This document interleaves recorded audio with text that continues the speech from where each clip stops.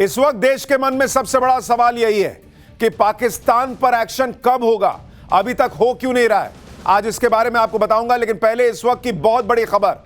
पाकिस्तान को आज रात ही भारत के अटैक का डर सता रहा है। एलओसी के पास पाकिस्तान ने पूर्ण सैन्य अभ्यास किया, यह दिखाने के लिए कि भैया हम तैयार हैं, कोई घुस ना जाए। पाकिस्तान को पीओके में भारत के बड़े एक्शन का खौफ सता रहा है और अगले 24 घंटे में पाकिस्तान को बड़े हमले की आशंका है। यानी पाकिस्तान के लिए एक एक रात भारी है और पाकिस्तान को लग रहा है कि आज ही या फिर अगले 24 घंटे के अंदर भारत अटैक कर देगा, ये वो मान के चल रहा है। पाकिस्तान से एक और बड़ी खबर आ रही है। पाकिस्तान को आसमान और समंदर से भी हमले का डर सता रहा है।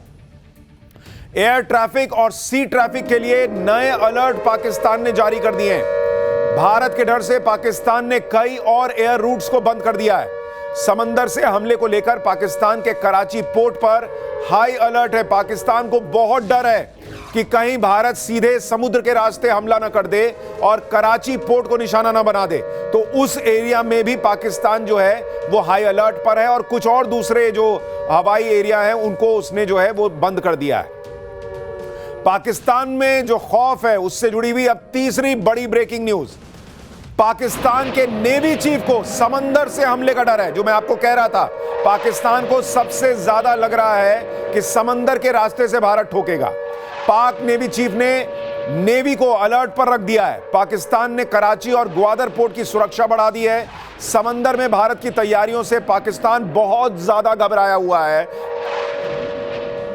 और अगर कराची पर हमला हुआ तो पूरा पाकिस्तान आप समझिए कि घुटनों पर आ जाएगा। यह आपको हमने पहले भी बताया था कि 1971 में जब वॉर हुई थी और कराची पोर्ट पर जब हमला हुआ था तो कैसे 7 दिन तक वहां आग लगी रही थी। तो पाकिस्तान इसलिए भी घबराया हुआ है कि पानी को लेकर पहले ही लाले पड़े हैं। खाना, पानी, दाना सब बंद हो जाएगा अगर कराची पोर्ट चला गया। भारत के एक्शन पर 5वीं बड़ी खबर। अरब सागर में भारतीय नेवी का तगड़ा अभ्यास हुआ है।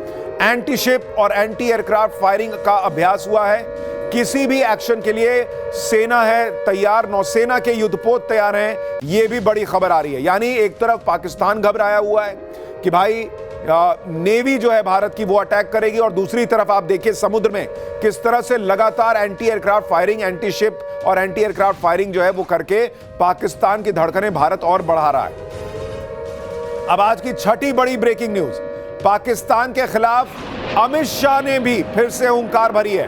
पहले नरेंद्र मोदी ने कहा था कि मिट्टी में मिला देंगे, अब अमित शाह ने कहा है कि किसी को भी छोड़ेंगे नहीं, ये मोदी सरकार है, एक एक को चुन चुन कर जवाब मिलेगा। अमित शाह ने इसका जिक्र किया है और कहा है कि आतंक को जड़ से उखाड़ कर रहेंगे। यानी जो लोग सोच रहे थे कि क्या भारत अभी अटैक करेगा नहीं करेगा, प्लान में कुछ चेंज है क्या, इसका पहला संकेत कि प्लान में कोई चेंज नहीं है अमित शाह के बयान से आया है। बाकी संकेत मैं आगे बताऊंगा, पहले अमित शाह को सुनिए। वो ये न समझ ले कि हमारे 27 नागरिकों का जान लेकर ये लड़ाई जीते हो। मैं सभी आतंक फैलाने वालों को कहना चाहता हूं कि लड़ाई का अंत नहीं है, एक मकाम है।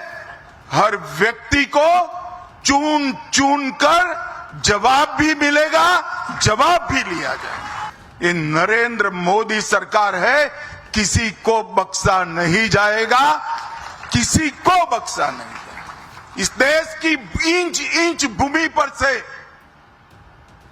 आतंकवाद को मूल समेत उखाड़ने का हमारा संकल्प है और वो सिद्ध होकर रहेगा। और इस लड़ाई में न केवल 140 करोड़ भारतीय, पूरी दुनिया भारत के साथ खड़ी है। यानी अमित शाह ने भी ऐलान कर दिया है कि कोई इस भ्रम में न रहे कि पाकिस्तान को छोड़ा जा सकता है। चुन चुन कर हिसाब होगा तो होगा और यह निश्चित है कि पाकिस्तान को चुन चुन कर जवाब दिया जाएगा और ऐसा जवाब मिलेगा जो उसकी कल्पना से बाहर होगा। अब यह जवाब आज ही मिलेगा, आज रात मिलेगा, अगले 24 घंटे के अंदर मिलेगा या फिर अगले कुछ दिन में मिलेगा। पाकिस्तान यही सोच सोच कर गला जा रहा है। उसे रातों को नींद नहीं आ रही। वहां के नेताओं, मंत्रियों और आर्मी के जनरलों की आंखों में काले गड्ढे पड़ गए, डार्क सर्कल आ गए भाई। वो भी ये सोच रहे हैं कि इधर नरेंद्र मोदी बड़े निश्चिंत हैं, उधर पाकिस्तान की नींद उड़ी हुई है। आप दोनों देशों का अंतर देखिए। किसी से पूछो कि पाकिस्तान में क्या चल रहा है तो कह देगा कि पाकिस्तान में इंडिया का खौफ चल रहा है। पाकिस्तान ये देखकर भी सहमा हुआ है कि इधर नरेंद्र मोदी कोई लोड ही नहीं ले रहे। इसका मतलब यह है कि पीएम मोदी को पता है कि पाकिस्तान को ठोका जाना तय है। भाई उन्होंने कह दिया, सेना तुम अपने हिसाब से जगह तय करो, अपने हिसाब से टाइम तय करो, ठोक दो, मैं पीछे खड़ा हूं। और उसके बाद मोदी रिलैक्स मूड में। पाकिस्तान को दिन में नरेंद्र मोदी तारे दिखा रहे हैं, उधर पीएम मोदी खुद मुंबई में सितारों के साथ दिख रहे हैं। आप देखिए पीएम मोदी कितने रिलैक्स हैं। पीएम मोदी आज world audio visual and entertainment summit का उद्घाटन करने मुंबई चले गए। बड़े बड़े सेलिब्रिटी आए हुए थे वहां पर, बड़े बड़े स्टार, इंडस्ट्री और फिल्म इंडस्ट्री के दिग्गज वहां पर थे। शाहरुख खान, आमिर खान, अनुपम खेर, अक्षय कुमार, बड़े बड़े लोग वहां आए हुए थे। पीएम मोदी अलग रौला है उनका भाई, वो रिलैक्स हैं। दे दिया असाइनमेंट, दे दिया, वो हो जाएगा काम, पाकिस्तान को ठोक दिया जाएगा। और पाकिस्तान यही देख के घबराया हुआ कि भाई ऐसा क्या प्लान बना है कि इनको कोई लोड ही नहीं ले रही है, एकदम तनाव में नहीं है। नरेंद्र मोदी की बॉडी लैंग्वेज से ही वो रिलैक्स दिख रहे हैं, वो बहुत कूल हैं। लेकिन जब जब किसी हमले के बाद पीएम मोदी की ऐसी बॉडी लैंग्वेज दिखती है तो पाकिस्तान कांप जाता है, क्योंकि इसके कुछ ही दिनों बाद पाकिस्तान को नरेंद्र मोदी ऐसा सबक सिखाते हैं कि पाकिस्तान बाप बाप करता है। सर्जिकल स्ट्राइक में भी यही हुआ था, बालाकोट एयर स्ट्राइक में भी यही हुआ था। और इसके बारे में आपको पाठशाला में आगे डिटेल से बताऊंगा कि जब जब मोदी इतना रिलैक्स दिखते हैं तो सामने वाले का पूरा चैन छीन लेते हैं। इस बात को समझ लेना चाहिए कि पीएम मोदी शांत हैं, कुछ बोल नहीं रहे, तो इसका मतलब यही है कि यह बड़े तूफान के पहले की शांति है। पहलगाम आतंकी हमले का बदला लिया ही जाएगा हर हाल में। पाकिस्तान के गुनाहों का हर हिसाब मोदी करेंगे। पहलगाम का प्रतिशोध लिया जाएगा और वो ऐसा होगा कि दुनिया याद रखेगी। इसके लिए किस तरह से रणनीति बन रही है, किस तरह की एडवांस प्लानिंग हो चुकी है। अमेरिका से फोन आया, उसमें क्या बातचीत हुई है, क्या अमेरिका कहीं बीच में तो नहीं आने वाला है। सेना की तैयारियां कैसी हैं, पाकिस्तान का पीएम कहां गायब हो गया है, सब बताऊंगा। पहले एक झलक देखिए।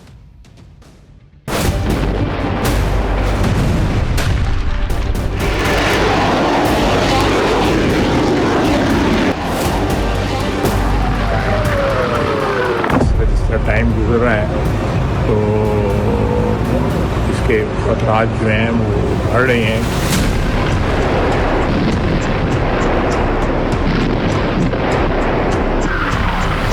प्राइम मिनिस्टर मियां शहबाज शरीफ साहब कहाँ हैं, वो कहीं हमें फ्रंट पे नज़र नहीं आ रहे। अब के बार अगर कुछ एक्शन ले रहे तो घर में घुस के बैठ जाना। आतंकवाद का खात्मा होना चाहिए, बहुत हो।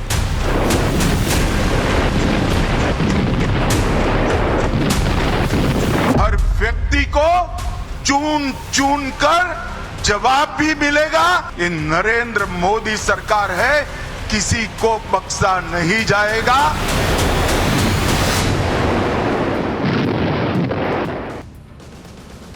भारत की तैयारियां पूरी हैं, काउंटडाउन चल रहा है बॉस। किसी भी वक्त काउंटडाउन पूरा होगा और पाकिस्तान पर हमला होगा। और पाकिस्तान को भी इसी बात का डर है कि कहीं नरेंद्र मोदी ने मिशन पीओके तो नहीं लॉन्च किया है, क्योंकि पीओके से इस वक्त बहुत बड़ी खबर आ रही है। पीओके में पाकिस्तान ने मदरसों में ताला लगा दिया है। 1000 से ज्यादा मदरसे पाकिस्तान ने पीओके में बंद कर दिए हैं। 10 दिन तक पाकिस्तान ने मदरसे बंद रखने का ऐलान किया है। पीओके में मदरसों को टेरर कैंप की तरह पाकिस्तान इस्तेमाल करता है। पाकिस्तान को पीओके के टेरर कैंप पर भारत के एक्शन का डर है, इसलिए उसने सारे मदरसे बंद कर दिए हैं और सारे आतंकियों को कहा कि निकलो भाई निकलो, आ रही है इंडिया, आ रहा है इंडिया, आ रहा है, कभी भी ठोक देगा। यानी पाकिस्तान को भी सबसे ज्यादा डर इस बात का है कि कहीं पीओके भारत वापस ना ले ले। पाकिस्तान से एक और बड़ी खबर यह भी है कि डोनाल्ड ट्रंप के सामने पाकिस्तान गिड़गिड़ाया है कि भारत से बचाओ। भारत से बचाने के लिए पाकिस्तान ने ट्रंप से गुहार लगाई है। अमेरिका में पाकिस्तान के राजदूत ने ट्रंप से मदद मांगी है। इधर ये लोग टीवी पे नौटंकी करते हैं कि हमारे पास परमाणु बम है, हम क्या तैयार नहीं है, हमने क्या हथियार जो है वो ऐसे ही सजाने के लिए रखे हैं। और वहां ट्रंप से हाथ जोड़ रहे हैं कि भाई कोई मोदी से बचाओ। भारत को रोके डोनाल्ड ट्रंप। पाकिस्तान के राजदूत रिजवान सईद शेख ने अमेरिका से अपील करके कहा कि भाई बचा लो, तुम ही बचा सकते हो। ट्रंप भाई आप तुम दोस्त हो हम मोदी के, आप बोलो कुछ हो जाएगा। यह हालत है इस वक्त पाकिस्तान की। भारत की खतरनाक तैयारियों और पीएम मोदी से लेकर अमित शाह तक के बयानों से पाकिस्तान की सिट्टी पिट्टी गुम है। पाकिस्तान के प्रधानमंत्री शहबाज शरीफ तो गायब ही हो गए हैं। पाकिस्तान में लोग खुलकर बात कर रहे हैं। पाकिस्तानी पीएम शहबाज शरीफ लापता हो गए हैं। यह खुद पाकिस्तान में ब्रेकिंग न्यूज चल रही है। पाकिस्तान के डिप्टी पीएम से सवाल पूछ लिया वहां की मीडिया ने, शहबाज शरीफ कहीं दिख क्यों नहीं रहे हैं। ये वहां के मीडिया वाले खुद वहां पूछ रहे हैं पाकिस्तान के डिप्टी पीएम से कि हेलो, वेयर इज शहबाज शरीफ। शहबाज शरीफ को जनता के सामने आना चाहिए। कई दिनों से शहबाज शरीफ दिखाई क्यों नहीं दे रहे हैं। यह पाकिस्तानी पत्रकार ने शहबाज शरीफ पर क्या सवाल पूछा, देखिए कैसे पाकिस्तान की किरकिरी हो रही है। सैयद ज़फ़र हुसैन मेरा नाम है सर, दुनिया न्यूज़ से मेरा ताल्लुक़ है। मेरा सवाल जनाब डिप्टी प्राइम मिनिस्टर साहब से है। सर, आप पॉलिटिशियन हैं, एक पॉलिटिकल क्वेश्चन भी हो जाए। सर, गुज़िश्ता 1-1.5 हफ्ते से सारी सिचुएशन चल रही है। मैं आपसे ये पूछना चाहूँगा कि हमारे प्राइम मिनिस्टर मियाँ शहबाज शरीफ साहब कहाँ हैं। वो कहीं हमें फ्रंट पे नज़र नहीं आ रहे। वो कौम के लीडर हैं, वज़ीर आज़म हैं।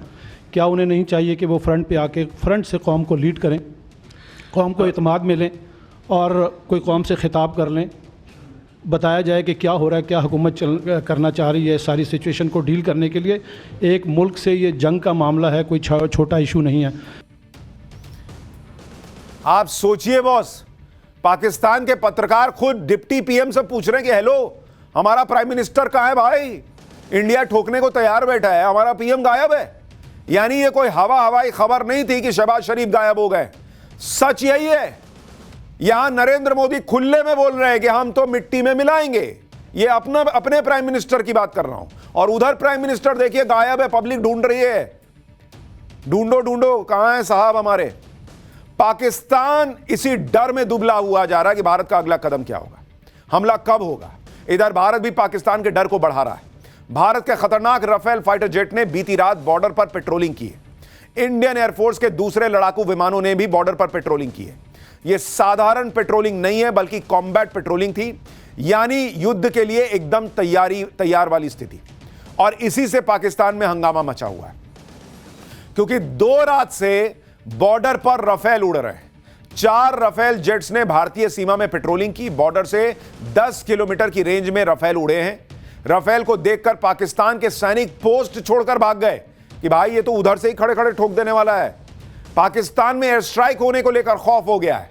यानी पीओके और कराची, ये 2 ऐसी जगह हैं जहां पर पाकिस्तान सबसे ज्यादा डर में है कि नेवल स्ट्राइक हुई तो क्या करेंगे, वहां तो हम कहीं टिकते नहीं। एयर स्ट्राइक हुई, वहां हम टिकते नहीं, क्या ही करेंगे। लाइन ऑफ कंट्रोल पर भी भारत लगातार पाकिस्तान को मैसेज दे रहा है। पाकिस्तान पिछले कई दिनों से लाइन ऑफ कंट्रोल पर सीज फायर का उल्लंघन कर रहा है। भारतीय सेना इसका करारा जवाब दे रही है। भारतीय सेना का खौफ ऐसा है कि पाकिस्तानी रेंजर अपनी पोस्ट छोड़कर भाग जा रहे हैं। यानी हर मोर्चे पर पाकिस्तान को घेरा गया है। इकोनॉमिक, डिप्लोमेटिक और वॉर स्ट्रैटेजी से पाकिस्तान फंसा हुआ है। इसी के साथ पाकिस्तान को डिप्लोमेटिक तौर पर भी किनारे लगाया जा रहा है। पूरी दुनिया में पाकिस्तान अलग थलग पड़ा हुआ है। दुनिया भर के देशों को भारत यह मैसेज दे रहा है लगातार कि आतंक के खिलाफ भारत तगड़ा एक्शन लेने वाला है। भारत के विदेश मंत्री एस जयशंकर और अमेरिकी विदेश मंत्री के बीच पहलगाम हमले को लेकर बातचीत हुई। अमेरिकी विदेश मंत्री ने कहा कि आतंक के खिलाफ लड़ाई में अमेरिका भारत के साथ है। भारत के विदेश मंत्री एस जयशंकर ने कहा कि पहलगाम हमले के दोषियों, साजिश करने वालों को हर हाल में सजा दी जाएगी। यानी यह नहीं कि अमेरिका के विदेश मंत्री से बात हो रही है तो एक बार सोच ले कि क्या करना नहीं करना। उनको भी बता दिया कि हेलो बॉस, सजा तो हम देंगे, उसमें कोई इफ एंड बट वाली स्थिति नहीं है। यानी भारत ने अमेरिका को भी क्लियर मैसेज दे दिया है कि पहलगाम के मामले पर भारत पीछे नहीं हटेगा। जो भी इस हमले के पीछे हैं उन्हें जमीन खोद कर लाना पड़े तो जमीन खोदी जाएगी। पाकिस्तानी आतंकियों को सबक सिखाने के लिए मोदी सरकार हर लेवल पर जबरदस्त काम कर रही है। पीएम मोदी तो सारी रणनीतियों पर नजर रख रहे हैं और लगातार डायरेक्शन भी दे रहे हैं। लेकिन आतंक के खिलाफ इस लड़ाई में पीएम मोदी की टीम के अहम 4 लोगों की बड़ी भूमिका है, जिनमें जो पीएम के फैब 4 हैं, गृह मंत्री अमित शाह, रक्षा मंत्री राजनाथ सिंह, जिन्होंने बड़ी जिम्मेदारी निभाई हुई है, लगातार आर्मी चीफ से बात करना, नेवल चीफ से बात करना, एयरफोर्स के चीफ से बात करना। रक्षा मंत्री लगातार एक्टिव है। विदेश मंत्री एस जयशंकर, वो डिप्लोमेटिक लेवल पर जो है दुनिया के सामने भारत का पक्ष मजबूती से रख रहे हैं। और एनएसए अजीत डोवाल, वो लगातार क्या स्ट्रैटेजी बननी है, कैसे एक्शन होना है, इस पर काम कर रहे हैं। ये चारों अपनी अपनी भूमिका खामोशी से लेकिन दमदार तरीके से निभा रहे हैं। और इसी वजह से भारत आज पूरी दुनिया के सामने डंके की चोट पर कह रहा है कि आतंकवाद को खत्म करेंगे तो करेंगे। और पीएम मोदी की यह टीम तेजी से काम कर रही है। आज ही रक्षा मंत्री राजनाथ सिंह ने अमेरिकी रक्षा मंत्री से बात की। रक्षा मंत्री राजनाथ सिंह ने अमेरिकी रक्षा मंत्री को कह दिया कि पहलगाम हमले में अमेरिकी रक्षा मंत्री ने पहलगाम हमले में मारे गए निर्दोष नागरिकों के प्रति गहरी संवेदना जताई। अमेरिकी रक्षा मंत्री ने यह भी कहा कि अमेरिका भारत के साथ खड़ा है और आत्मरक्षा के अधिकार का, भारत के आत्मरक्षा के अधिकार का समर्थन करता है। साथ ही आतंकवाद के खिलाफ भारत की लड़ाई में अमेरिकी सरकार के मजबूत समर्थन को दोहराया। यानी रक्षा मंत्री राजनाथ सिंह ने जो अमेरिका के रक्षा मंत्री को बातें बताई, जो पाकिस्तान के खिलाफ सबूत बताए, जो भी उन्होंने बातें बताई, उसका इंपैक्ट यह रहा कि अमेरिका भी कह रहा है कि हम आपके साथ खड़े हैं बॉस, हम आपके साथ हैं, जो करना है कीजिए। अब आप समझ लीजिए कि भारत किस लेवल पर पाकिस्तान को घेरे जा रहा है। और ये कोई छोटा मोटा खेल नहीं है, ये हाई रिस्क फैसले हैं जिनको लेने से पहले बहुत सारे बॉक्सेस पर चेक मार्क करना पड़ता कि ये हो गया कि नहीं, ये हो गया कि नहीं। लोग सोच रहे हैं जैसे मैगी बन रहा है, अरे 2 मिनट हो गया अभी बना नहीं। अरे बॉस, अटैक करना है किसी पर, सबक सिखाना है किसी को, सब तरफ से चीजें जो है वो करनी पड़ती हैं। पीएम मोदी और उनकी टीम यही कर रही है।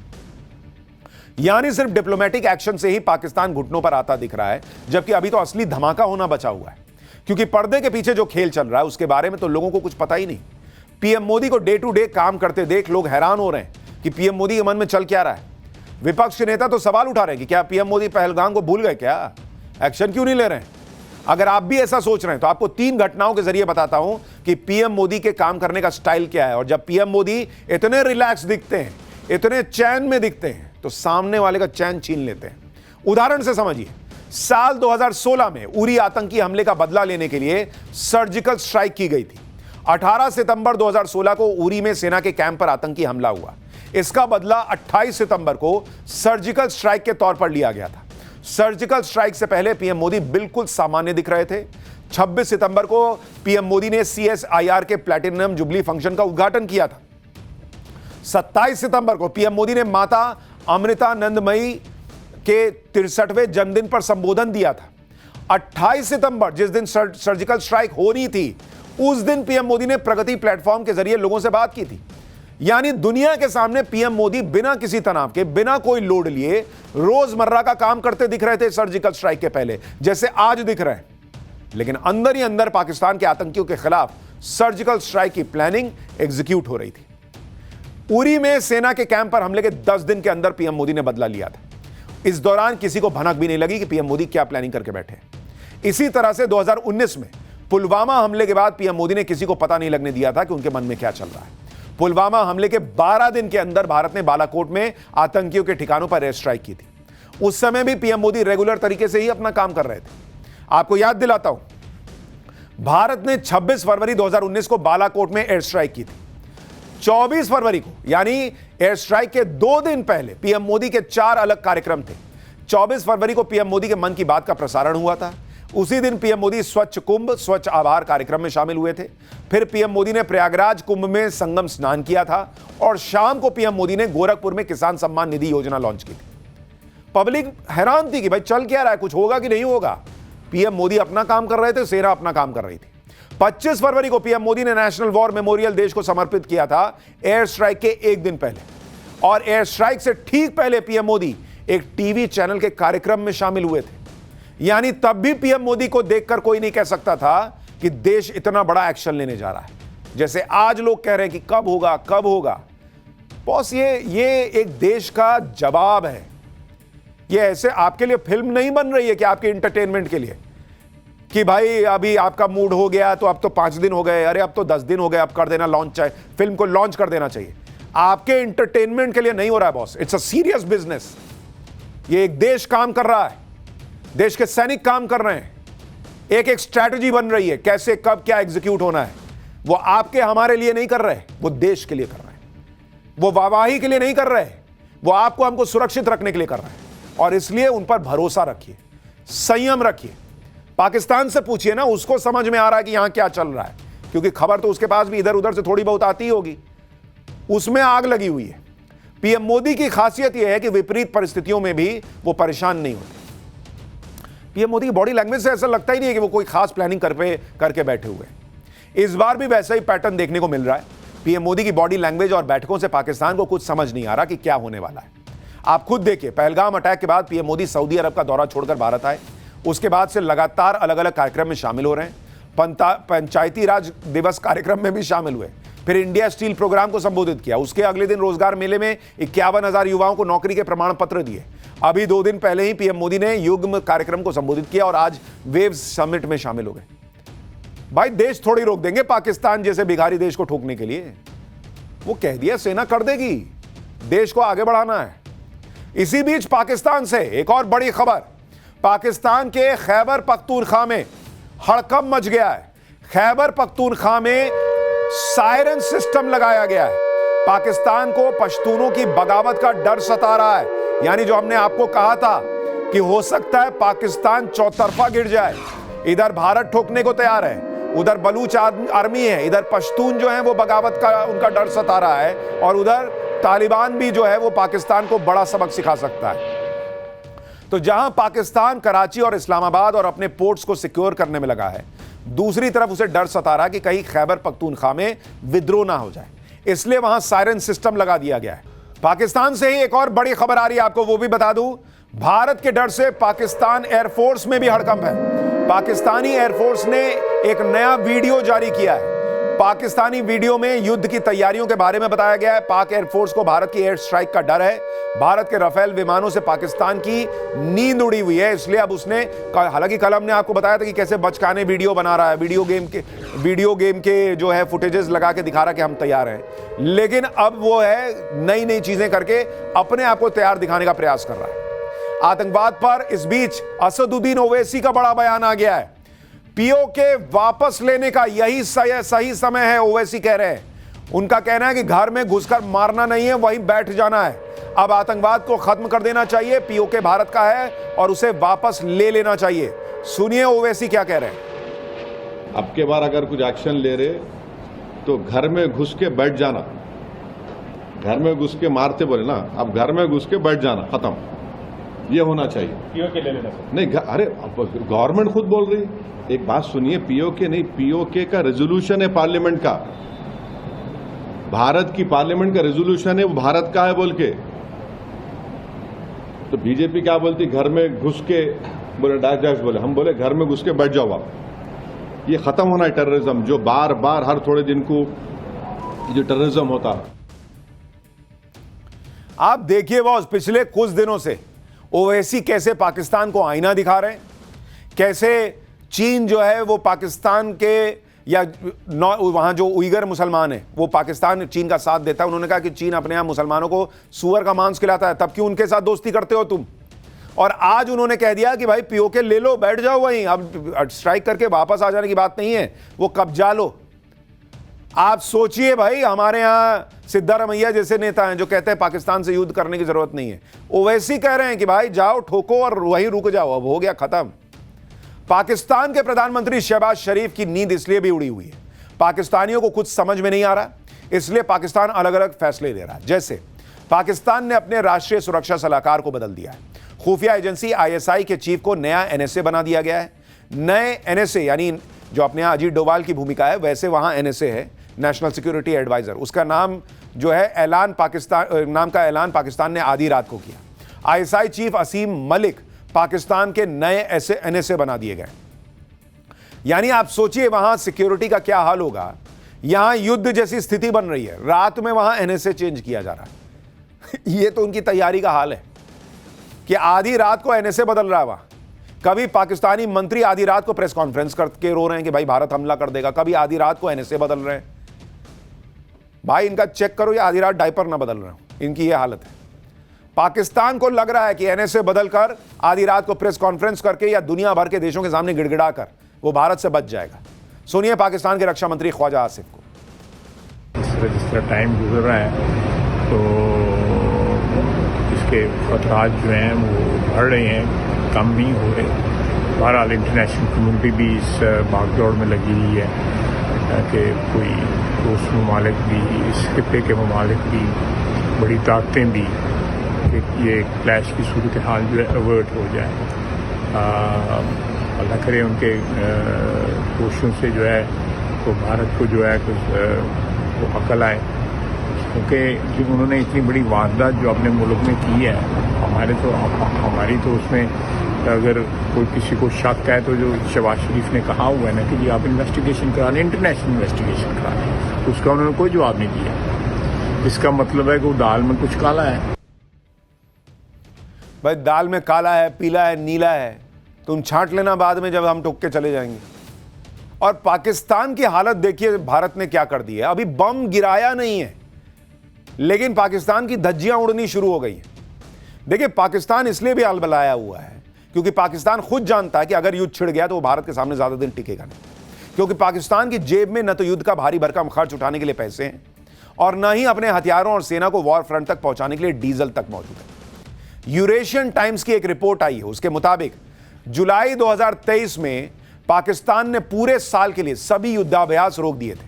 उसकी वजह थी कि रिजर्व फ्यूल और लुब्रिकेंट्स की कमी। इसी तरह साल 2022 में पाकिस्तान ने फ्यूल बचाने के लिए, तेल बचाने के लिए शुक्रवार को ड्राई डे घोषित कर दिया था। इस दिन सरकारी गाड़ियां सिर्फ इमरजेंसी में चलती थी। साल 2022-23 में लगातार गिर रही इकोनॉमी की वजह से पाकिस्तान का डिफेंस बजट 4% घटाना पड़ा था। फरवरी 2021 में पाकिस्तानी आर्मी के तत्कालीन चीफ कमर बाजवा ने मीडिया के सामने यह खुद माना था कि पाकिस्तानी आर्मी के टैंक और गाड़ियां जंग खा चुके हैं और उनकी सेना के पास जंग लड़ने के लिए पर्याप्त खाने का भंडार भी नहीं है। रिपोर्ट में यह भी दावा किया गया है कि फरवरी 2021 में पाकिस्तान की फायरिंग में भारी खर्च हो रहा है, जिसकी वजह से भारत के साथ सीज फायर एग्रीमेंट करने को वो मजबूर हुआ था। यानी आप सोचिए कि पाकिस्तान की हालत यह है कि उसके पास पैसा ही नहीं है भाई, वो क्या करेगा, कहां से लाएगा, कहां से लड़ेगा। बोलने को तो बोलने में खर्चा नहीं लगता है, बड़बड़ करके बोल दो, उल्टी कर दो, लेकिन भाई टैंक को चलाना, टैंक को इधर से उधर ले जाना, सैनिकों को ले जाना, प्लेन उड़ाना, खर्चा लगता है, पैसा खर्चा करना पड़ता है। ये दूसरे देशों से पैसा मांग के देश चला रहा है पाकिस्तान। उनको क्या जवाब देगा कि हम युद्ध लड़ने के लिए तुमसे पैसा लिए थे। पाकिस्तान इतना कंगाल है कि उसे जंग लड़ने के लिए भी लोन लेने की जरूरत पड़ेगी। और लोन लेकर कौन जंग लड़ने की हिम्मत कर पाएगा, क्योंकि अगर जंग छिड़ गई तो पाकिस्तान को यह पता है कि वो पूरी तरह बर्बाद होगा। लोन देगा कौन उसको भाई, क्योंकि 4 हफ्ते तक जंग चली, 4 हफ्ते, तो पाकिस्तान को पहले से पाताल पहुंच चुकी, अपनी जीडीपी के 10% से ज्यादा का नुकसान हो जाएगा। इस वक्त पाकिस्तान की 40% आबादी गरीबी रेखा से नीचे पहुंच चुकी है। अगर युद्ध छिड़ गया तो पूरा पाकिस्तान गरीब हो जाएगा, पूरा पाकिस्तान, क्योंकि पाकिस्तान की इकोनॉमी का इस कदर भट्टा बैठ चुका हुआ है कि खुद को जिंदा रखने के लिए पाकिस्तान ने एक बार फिर इंटरनेशनल मॉनेटरी फंड यानी IMF से 16,000 करोड़ की भीख मांगी है और इसके लिए पूरी दुनिया के सामने उल्टा लटकने के लिए तैयार है। पूरी दुनिया भी ये जानती है कि वो पाकिस्तान भारत के सामने जंग के होगी तो क्या ही टिक पाएगा, जिसकी जीडीपी भारत से 10 गुना कम है, जिसका रुपया डॉलर के मुकाबले भारतीय रुपए से 3 गुना कमजोर है, जिसका विदेशी मुद्रा भंडार भारत के मुकाबले 42 गुना कम है। भाई युद्ध हुई और हमने 1 हफ्ते 10 दिन कर लिया, ये खत्म हो जाएंगे, पैसा नहीं बचेगा। भारत वापस भी आ गया तो इनको लोन लेना पड़ेगा कि कोई हमको पैसा दो, हम कुछ खाएं। पाकिस्तान की कंगाली सबको पता है, इसके बावजूद पाकिस्तान बौखलाहट में ऐसे ऐसे फैसले कर रहा है जो फैसले खुद अपने पैर पर कुल्हाड़ी मारने जैसे। पाकिस्तान ने पहलगाम आतंकी हमले के बाद भारतीय विमानों के लिए अपना एयर स्पेस बंद किया, जिससे भारत के एविएशन सेक्टर को नुकसान पहुंचाने की कोशिश की गई। हालांकि यह कदम पाकिस्तान के लिए ही घाटे का सौदा साबित होने वाला है, उसे भारी आर्थिक नुकसान उठाना पड़ेगा, क्योंकि इससे पहले भी ऐसा हो चुका है। फरवरी 2019 के पुलवामा हमले के बाद भी पाकिस्तान ने एयर स्पेस बंद कर दिया था, जिससे पाकिस्तान को करीब 851 करोड़ रुपए का नुकसान हुआ था। तब रोजाना करीब 400 उड़ानें प्रभावित हो रही थी, जिससे पाकिस्तान को बड़ा आर्थिक झटका लगा था। एक बोइंग विमान के उड़ान से पाकिस्तान को करीब 50,000 रुपए की आमदनी होती थी। बड़े विमानों के लिए यह शुल्क और ज्यादा होता है। सिर्फ ओवरफ्लाइट फीस से पाकिस्तान को रोज करीब 2 करोड़ रुपए का नुकसान हो रहा था। लैंडिंग, पार्किंग का शुल्क मिलाकर यह आंकड़ा करीब 2.5 करोड़ रुपए प्रतिदिन तक पहुंच गया था। PIA को अंतर्राष्ट्रीय रूट्स बंद होने और घरेलू रूट्स के समय बढ़ने से रोज करीब 4 करोड़ रुपए का नुकसान तब हुआ था।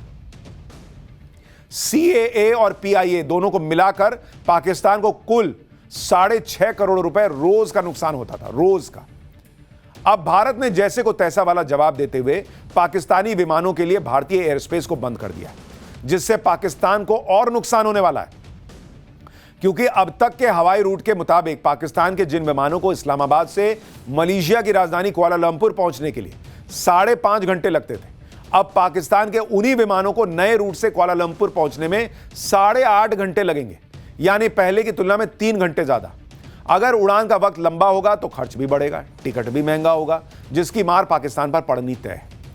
सिर्फ इतना ही नहीं, पाकिस्तान को और भी गहरी चोट मिलने वाली है। सिर्फ एयर स्पेस नहीं, दूसरे कारोबार को भी बंद करके भारत ने पाकिस्तान को बड़ा नुकसान ऑलरेडी कर दिया है। मोदी सरकार भारतीय प्रोडक्ट्स के पाकिस्तान को तीसरे देशों के जरिए हो रहे इनडायरेक्ट एक्सपोर्ट की जानकारी जुटा रही है। इसका मकसद इस तरह के एक्सपोर्ट रूट्स को बंद करना है। मतलब मेरा सामान हम तो तुमको नहीं देंगे, कोई तीसरा भी तुमको नहीं देगा। क्योंकि ये क्या करते थे कि भाई तीसरे देश से भेज दिया, दुबई वगैरह से वो कर दिया या ले लिया। नहीं भाई, पाकिस्तान को होने वाले इस इनडायरेक्ट एक्सपोर्ट का डेटा कस्टम और एक्सपोर्ट प्रमोशन काउंसिल जैसी संस्थाओं से लिया जा रहा है। GTRI यानी ग्लोबल ट्रेड रिसर्च इनिशिएटिव के मुताबिक इनडायरेक्ट एक्सपोर्ट के जरिए हर साल करीब 84,000 करोड़ रुपए से ज्यादा के भारतीय प्रोडक्ट दुबई, सिंगापुर और कोलंबो जैसे पोर्ट से होते हुए पाकिस्तान पहुंचते हैं। भारतीय कंपनियां इन पोर्ट्स पर अपना माल भेजती हैं, जहां इंडिपेंडेंट कंपनियां उन्हें बॉन्डेड वेयरहाउस में रखती हैं, ब्रांडेड वेयरहाउस में। इन वेयरहाउस में माल पर लगे लेबल और दस्तावेज बदल दिए जाते हैं ताकि ये पता न लगे कि ये प्रोडक्ट भारत के हैं। इसके बाद ये माल पाकिस्तान भेजा जाता है, जहां भारत से सीधे ट्रेड पर बैन लगा है। इसके अलावा मोदी सरकार ऑनलाइन प्लेटफॉर्म्स के जरिए पाकिस्तान में होने वाले एक्सपोर्ट की भी जांच कर रही है। यानी नरेंद्र मोदी सरकार हर तरफ से कसे जा रही है। अब यह भी देखिए कि अगर मोदी सरकार पाकिस्तान को होने वाले इस इनडायरेक्ट एक्सपोर्ट पर लगाम लगा दे तो पाकिस्तान को नुकसान कितना होगा। पाकिस्तान का हर साल होने वाला कुल इंपोर्ट करीब 5 लाख करोड़ रुपए का है, जिसमें डायरेक्ट और इनडायरेक्ट इंपोर्ट के जरिए भारत का हिस्सा करीब 1 लाख करोड़ रुपए। ऐसे में अगर भारत की तरफ से पाकिस्तान को होने वाले एक्सपोर्ट पर पूरी तरह बैन लग गया तो पाकिस्तान के कुल सालाना इंपोर्ट का 20% हिस्सा एक झटके में साफ हो जाएगा। जब भारत ने पाकिस्तान से कारोबार बंद करने का ऐलान किया तो जवाब में पाकिस्तान ने भी कह दिया कि हम भी कारोबार बंद कर देंगे। अब ये आंकड़े भी देख लीजिए कि कारोबार बंद होने से नुकसान किसका ज्यादा है। भारत को बहुत ज्यादा कोई फर्क नहीं पड़ने वाला है, क्योंकि साल 2024-25 में अप्रैल से जनवरी के बीच पाकिस्तान ने भारत से करीब 3783 करोड़ रुपए का इंपोर्ट किया। इस दौरान भारत ने पाकिस्तान से मात्र 3,72,00,000 रुपए का इंपोर्ट किया, यानी पाकिस्तान ने भारत की तुलना में करीब 1000 गुना ज्यादा सामान मंगाया।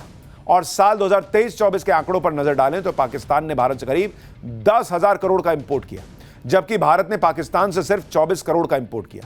यानी पाकिस्तान ने भारत की तुलना में करीब 410 गुना ज्यादा इंपोर्ट किया। तो तुम हमको क्या कह रहे हो कि तुमको नुकसान हो जाएगा? अपना देखो ना यार, तुम मंगाओगे कहां से सामान अगर हमने नहीं दिया, और सस्ता कहां से मंगाओगे?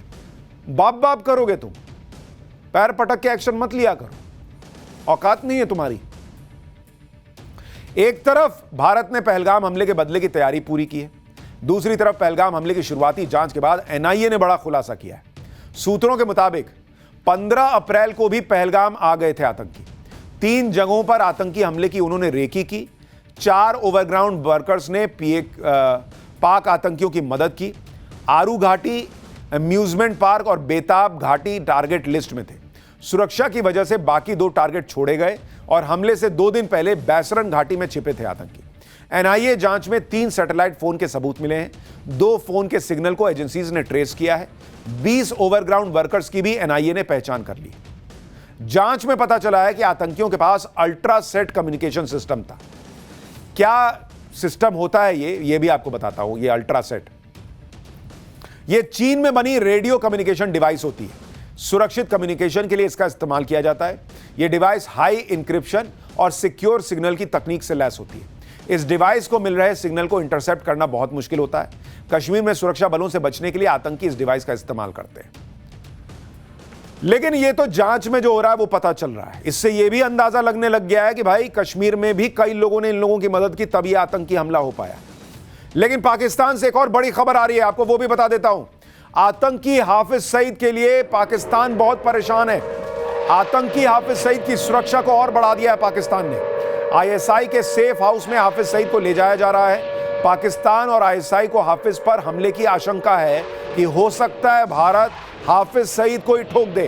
इसलिए लगातार उसकी लोकेशन बदल रहा है पाकिस्तान। ये भी खबर आ रही है कि हाफिज सईद को एक जगह मत रखो, बदलते रहो इसकी जगह, ताकि एक जगह रहेगा तो कहीं ठोक ना दिया जाए। एक तरफ पाकिस्तान की हालत खराब है, दूसरी तरफ भारत अपनी तैयारी पूरी कर चुका है। बॉर्डर से सटे इलाकों में जो हाईवे हैं, वहां पर जो इमरजेंसी लैंडिंग और टेक ऑफ रनवे बने हैं, उन्हें भी एक्टिव कर दिया गया है, ताकि युद्ध के हालात में यहां से हमारे फाइटर्स और हेलीकॉप्टर तुरंत उड़ान भर सके। एक ऐसे ही लोकेशन से हमारे सहयोगी पुलकित नागर की रिपोर्ट देखिए। हम आपको लोकेशन कौन सी है ये नहीं बता रहे हैं राष्ट्रीय हित में, लेकिन कैसी तैयारी है ये जरूर आप देख पाएंगे। ये आप एच बना देख रहे हैं, यानी कि ये हेलीकॉप्टर के लिए लैंडिंग के लिए और टेक ओवर के लिए जगह बनाई गई है, और ये बीचों बीच सड़क पर बनाई गई है। इसके लिए सड़क को यहां से चौड़ा कर दिया गया है। जो अभी सड़कों को चौड़ा किया गया, ये सामने आप तस्वीरें देखेंगे तो इस सड़क को, इस रास्ते को पूरी तरीके से चौड़ा कर दिया गया है, और यहां पर हेलीकॉप्टर के लिए हेलीपैड बनाया गया है, ताकि किसी भी स्थिति में हेलीकॉप्टर को यहां पर उतारा जा सके। और आप चारों तरफ ये सड़कें देखेंगे तो इस पूरे पार्ट को चौड़ा कर दिया गया है। ये पूरा मेन एक हाईवे है। ये हाईवे कहां से कहां जाता है ये जानकारी मैं नहीं दूंगा, और साथ ही लोकेशन भी नहीं बताऊंगा, सिर्फ तस्वीर बता रहा हूं, ताकि पाकिस्तान ये समझ ले कि उसे जवाब देने के लिए भारत की तैयारी कितनी मजबूत और कितनी बड़ी है। हमने आपको लोकेशन इसलिए नहीं बताई क्योंकि ये राष्ट्र हित में है कि हम लोकेशन ना बताएं। भाई, आपको राजस्थान का जैसलमेर का इलाका है, लेकिन ये इलाका बहुत बड़ा है। उस इलाके में कहां पर ये है ये किसी को नहीं पता, और इसीलिए हमने इसकी जगह भी आपको नहीं बताई, लेकिन तैयारी कैसी है आपको वो बता रहा हूं। इसके अलावा राजस्थान में पाकिस्तान से सटे बॉर्डर के पास हाईवेज को हेलीकॉप्टर और प्लेन की लैंडिंग के लिए तैयार किया जा रहा है। जम्मू कश्मीर में सीमा के पास मौजूद स्कूलों में बच्चों को बंकर में छुपने की ट्रेनिंग दी जा रही है। जम्मू कश्मीर के एक ऐसे ही स्कूल से हमारे सहयोगी की रिपोर्ट देखिए। बंकरों में निकलने के लिए देखिए कैसे रेडी हो रहे हैं, अपने कानों को ढककर नीचे झुकते हुए ये इसी तरीके से यहाँ पर निकलेंगे और एक के बाद एक बंकर की ओर आगे बढ़ते चले जाएंगे। मनोज आपको लगातार तस्वीरें दिखा रहे हैं, और अब यहाँ पर जब आप आगे बढ़ते हैं तो आपको ये एक अहम तस्वीर नजर आती है कि किस तरीके से जो बच्चे हैं वो इस तरीके से भाग भाग कर जो स्कूल के अंदर सटा हुआ बंकर है उसके अंदर भाग जाते हैं और अपने आप को सुरक्षित करने की पूरी कोशिश करते हैं। मैं आपको बता दूं कि ये जिस स्कूल के पास हम मौजूद हैं ये आर्निया सेक्टर के अंतर्गत आता है, और यहाँ पर इसी तरीके से हर स्कूल में लगभग बंकर बनाए। यानी अगर हालात ऐसे बन जाएं कि भाई बच्चों की पढ़ाई चल रही है और कोई हमला हो जाए तो बच्चों को कैसे बंकर में छुपना है उसकी भी ट्रेनिंग दी जा रही है। आप ये भी देखिए कि पाकिस्तान कैसा देश है जो अपने ही नागरिकों को अपनाने से मना कर रहा है। भारत सरकार ने आदेश दिया था कि भारत में रहने वाले पाकिस्तानी 30 अप्रैल तक वापस चले जाएं। हालांकि अब भारत ने अगले आदेश तक के लिए डेडलाइन बढ़ा दी है, लेकिन जो पाकिस्तानी भारत से वापस जा रहे हैं उनके लिए पाकिस्तान ने नो एंट्री का बोर्ड लगा दिया है। सोचिए कैसा दो कौड़ी का देश है भाई कि अपने नागरिकों को कह रहा है कि नहीं लेंगे, वहीं रहो, इंडिया में रहो। यानी पाकिस्तान अपने ही नागरिकों को वापस लेने से मना कर रहा है। इस तरह की हरकत पाकिस्तान पहले भी कर चुका है। करगिल युद्ध में मारे गए अपने सैनिकों की लाशों को पाकिस्तान ने अपनाने से इनकार कर दिया था, और अब अपने जिंदा नागरिकों को अंदर नहीं आने दे रहा। सोचिए कैसा देश है भाई। पाकिस्तान पर एक्शन की चर्चा के बीच कल मोदी सरकार ने सबको चौंका दिया। देश पाकिस्तान पर बम फूटने का इंतजार कर रहा था, उधर पीएम मोदी ने ऐसा सियासी बम फोड़ दिया कि सब सरप्राइज हो गए। पीएम मोदी ने कल जो फैसला लिया वो आज तक कोई सरकार नहीं ले पाई थी। पीएम मोदी अब वो करने वाले हैं जो आजाद भारत में कभी नहीं हुआ। पहली बार मोदी सरकार में जातिगत जनगणना करवाने का फैसला हुआ है। जनगणना के साथ जाति जनगणना कराने का फैसला हुआ है, यानी कास्ट सेंसस होगा। अब ये ऐसा फैसला है जिसने पूरी राजनीति को नई दिशा और मोड़ दे दिया है। ये ऐसा फैसला है जिसमें बीजेपी भी घिर रही है, बीजेपी घेर भी रही है, इंडी गठबंधन खुश भी है और आपस में लड़ भी रहा है। हर कोई अपने हिसाब से इस फैसले को देख रहा है, लेकिन देश की जाति पूछने वाले इस फैसले के पीछे एक बड़ा खतरा भी है जिसकी बात कोई नहीं कर रहा। उसकी बात आज हम पाठशाला में करेंगे। आपको यह भी बताएंगे कि क्या आरएसएस यानी संघ की वजह से मोदी सरकार ने यह फैसला तो नहीं लिया। जाति जनगणना पर कैसे इंडी गठबंधन में तूफान मचा है वो भी बताएंगे। क्या इस फैसले का बिहार चुनाव से कोई कनेक्शन है, इसकी भी चर्चा होगी। पाकिस्तान के तनाव के बीच ही यह फैसला क्यों लिया गया यह भी बताऊंगा, लेकिन इस पर जो बयानबाजी हो रही है पहले उसकी एक झलक देखिए।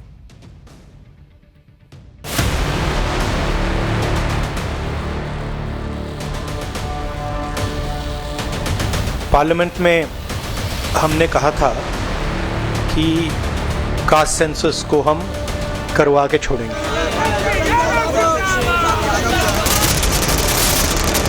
हेडलाइन तो मिल गया, पर डेडलाइन क्या? प्रधानमंत्री नरेंद्र मोदी जी के नेतृत्व वाला एनडीए सरकार कमिटेड है, प्रतिबद्ध है। राहुल गांधी जो करते हैं वो मन से करते हैं। राहुल जी हाथी के दांत खाने के और दिखाने के और।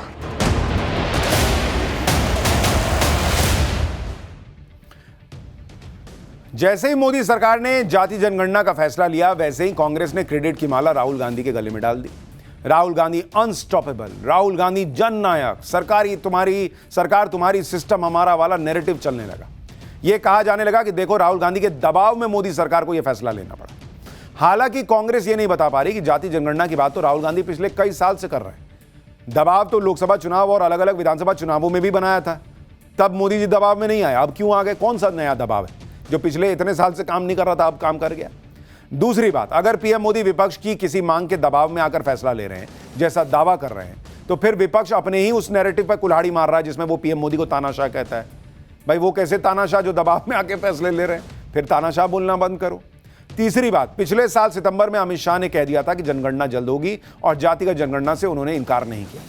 यानी बीजेपी जाति जनगणना के विरोध में थी और राहुल गांधी की वजह से उसे यू टर्न लेना पड़ा, ऐसा होता हुआ नहीं दिख रहा। अब जब कांग्रेस राहुल गांधी को क्रेडिट दे रही है तो बीजेपी भी सवाल उठा रही है कि सिस्टम और सरकार तो कई दशकों तक गांधी परिवार के पास था, तब जनगणना क्यों नहीं कराई गई?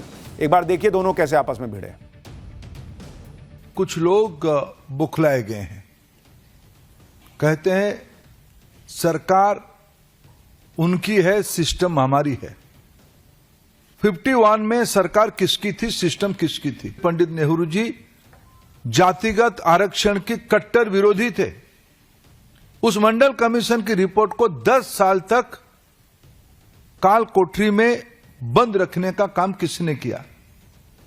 सिस्टम किसके हाथ में था, सरकार किसकी थी? राहुल गांधी जो नेता प्रतिपक्ष है, उनकी और कांग्रेस के जबरदस्त जो दबाव पड़ा, उसके कारण से एनडीए गवर्नमेंट को सच्चाई का सामना करना ही पड़ा और आखिर के अंदर जातिगत जनगणना का निर्णय करना पड़ा। जाति जनगणना पर क्रेडिट लूटने की लड़ाई इंडी गठबंधन के अंदर भी चल रही है। दिल्ली में राहुल गांधी के पोस्टर लग गए जिसमें लिखा है कि झुकती है दुनिया, झुकाने वाला चाहिए। जो राहुल गांधी मोदी सरकार को चुनाव में हरा नहीं पा रहे, उनकी ऐसे ब्रांडिंग हो रही है कि अरे अरे अरे सर आपने क्या कमाल कर दिया। तेलंगाना में तो राहुल गांधी और सीएम रेवंत रेड्डी के पोस्टर को दूध से न लाया जा रहा है। हैदराबाद में कार्यकर्ता जश्न मना रहे हैं। राहुल गांधी जाति जनगणना पर अपनी पीठ थपथपाने के लिए बिहार की कास्ट सर्वे की बात ही नहीं कर रहे, बल्कि तेलंगाना के कास्ट सर्वे के मॉडल को बेस्ट बता रहे हैं। उधर बिहार में आरजेडी नेता पोस्टर लगाकर लालू यादव और नीतीश कुमार को बधाई दे रहे हैं। आरजेडी समर्थक कह रहे हैं कि सरकार किसी की भी हो, सिस्टम लालू का होगा। अखिलेश यादव भी इसके लिए मुलायम सिंह को क्रेडिट दे रहे हैं कि नेताजी ने संसद में जातिवार जनगणना का मुद्दा केंद्र की हर सरकार में पुरजोर तरीके से उठाया था। इंडी गठबंधन में क्रेडिट लेने की होड़ मच गई है, लेकिन जाति जनगणना कराने के फैसले से बहुत लोग चौंक गए। बहुत लोगों को समझ में नहीं आ रहा है कि नरेंद्र मोदी ने अचानक जाति जनगणना का फैसला क्यों ले लिया और यह फैसला ऐसे वक्त में क्यों लिया जब पूरा देश पाकिस्तान पर हमले की बात कर रहा है। कई लोग कह रहे हैं कि बिहार में चुनाव है इसलिए जाति जनगणना का फैसला नरेंद्र मोदी ने कर लिया, लेकिन बिहार में तो पहले ही जाति जनगणना हो चुकी, कास्ट सर्वे हो चुका, तो फिर बिहार की राजनीति में जाति जनगणना का जो असर होना था वो ऑलरेडी हो चुका, इसलिए बिहार से इसका कोई लेना देना दिख नहीं रहा। कई लोग कह रहे हैं कि राहुल गांधी और विपक्ष जाति जनगणना को लेकर जो राजनीति कर रहे थे, उस राजनीति को खत्म करने के लिए नरेंद्र मोदी ने फैसला किया। लेकिन इस बात को भी समझिए, राहुल गांधी और विपक्ष जाति जनगणना की बात करके भी लोकसभा चुनाव हरियाणा, महाराष्ट्र, दिल्ली सब हार गए, तो उनकी पॉलिटिक्स तो ऑलरेडी खत्म है, उसको और क्या खत्म करना। अगर ये सब वजह नहीं है तो फिर असली वजह क्या है? अब इस बात को भी समझिए। 2027 में देश में परिसीमन की प्रक्रिया शुरू होनी है, जिसमें आबादी के हिसाब से निर्वाचन क्षेत्रों की सीमाओं को फिर से निर्धारित किया जाएगा। लेकिन डिलिमिटेशन यानी परिसीमन के लिए जनगणना का नया आंकड़ा होना जरूरी है। परिसीमन से पहले जनगणना करवाई जाएगी जो 2026 तक पूरी होगी। अब जब जनगणना होगी और अगर इस जनगणना में जातिगत जनगणना नहीं कराई गई तो राहुल गांधी और इंडी गठबंधन की पार्टियां इसको मुद्दा बनाती, बवाल काटते कि भाई देखो दलितों को, पिछड़ों को नरेंद्र मोदी ने छोड़ दिया। और कहते कि मोदी जाति जनगणना नहीं कराना चाहते क्योंकि अभी तक जनगणना हुई नहीं थी और इंडी गठबंधन लोगों को यह विश्वास नहीं दिला पा रहा था कि मोदी जाति जनगणना नहीं कराएंगे। अब ये हो जाता तो कहते कि अरे देखो नरेंद्र मोदी तुम्हारे विरोधी हैं। इसलिए चूंकि जनगणना होना जरूरी था, नरेंद्र मोदी सरकार ने जाति जनगणना को भी इसमें जोड़ा ताकि ये पॉलिटिक्स ही खत्म हो जाए। इसी की काट के लिए नरेंद्र मोदी ने जाति जनगणना कराने का फैसला लिया और उस समय फैसला किया जब इसकी चर्चा सबसे कम हो, क्योंकि इस समय पाकिस्तान की चर्चा हो रही है और पाकिस्तान की चर्चा के बीच यह फैसला लिया गया। क्योंकि एक सच यह भी है कि बीजेपी भी इस फैसले को लेकर बहुत सहज नहीं है, इसलिए अभी पाकिस्तान की चर्चा में इस फैसले की बात दब जाएगी, फिर आगे का आगे देखा जाएगा। लेकिन सवाल यह कि क्या यह सब तर्क देखकर बीजेपी सवालों से बच सकती है? क्या अभी तो बीजेपी की तरफ से कहा जा रहा है कि यह फैसला सामाजिक न्याय के लिए लिया गया है, लेकिन फिर यह सवाल उठेगा कि अगर यह फैसला इतना ही जरूरी था तो पहले यह फैसला क्यों नहीं लिया गया? साल 2021 में तो कोविड की वजह से जनगणना नहीं हो पाई, लेकिन उसके बाद भी 4 साल ऐसे ही बीत गए और साल 1999 से 2004 तक बीजेपी सत्ता में रही तो 2001 में जातिगत जनगणना क्यों नहीं करवाई? जाति जनगणना को लेकर जो फैसला हुआ, अब उससे जुड़े खतरे की बात करते हैं, क्योंकि यह समझना जरूरी है कि यहां बात सिर्फ जाति जनगणना पर खत्म नहीं होगी, बल्कि जातिगत जनगणना के आधार पर नए सिरे से आरक्षण की मांग उठेगी। असल घमासान तब शुरू होगा और यह बात सबको पता है कि देश में आरक्षण का मुद्दा कितना संवेदनशील है। आरक्षण के समर्थक भी हैं और उसके विरोधी भी। इसलिए कुछ लोग इस फैसले से खुश हैं, कई लोग दुखी हैं। उनको लग रहा है कि देश में आरक्षण पर नई बहस शुरू हो जाएगी। आने वाले वक्त में बड़ा संकट खड़ा हो जाएगा, क्योंकि राहुल गांधी और इनका इकोसिस्टम इतने पे नहीं रुकेगा। राहुल गांधी पहले ही कह चुके हैं कि आरक्षण की 50% की कैप को हटा देंगे। फिर सवाल यह है कि क्या आरक्षण की कोई लिमिट होगी भी या नहीं? क्या 70%, 80% आरक्षण दिया जाएगा इस देश में? अगर ऐसा हुआ तो जो लोग आरक्षण के दायरे में नहीं आएंगे वो खुद को ठगा महसूस नहीं करेंगे। राहुल गांधी तो निजी शिक्षण संस्थानों में आरक्षण लागू करने की मांग कर रहे हैं, जबकि विदेश जाकर खुद कह रहे थे कि जब देश में निष्पक्षता होगी तब कांग्रेस आरक्षण खत्म करने के बारे में सोचेगी। सवाल यह है कि भाई सरकार अगर यह भी कह देगी कि हम डेटा नहीं रिलीज करेंगे क्योंकि इसका पॉलिटिकल इस्तेमाल हो सकता है, तो हंगामा होगा कि डेटा रिलीज नहीं कर रहे हैं, ये दलित विरोधी हैं, ये पिछड़े विरोधी हैं। और अगर करेंगे तो फिर आरक्षण की सीमा बढ़ाओ, इसको लेकर हंगामा होगा। तो अब उस वक्त क्या होगा वो तो देखा जाएगा, लेकिन फिलहाल इसको लेकर अलग अलग राय है लोगों की।